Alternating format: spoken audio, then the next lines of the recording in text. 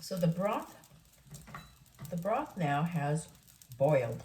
And so when the broth is boiling and there are vegetables in there that are not thoroughly cooked, I just put the cover on it and bring it down to about a medium to small boil, and then set the timer for about 5 minutes,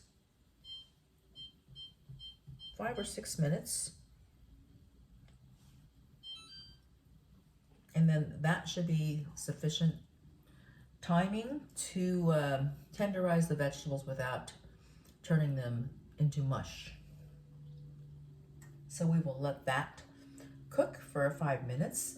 And just to let you know, while I'm waiting for that to cook, I am chopping up a little bit of leftover turkey meat, which I will be adding to the soup when it's finished cooking the vegetables. When the vegetables are finished cooking.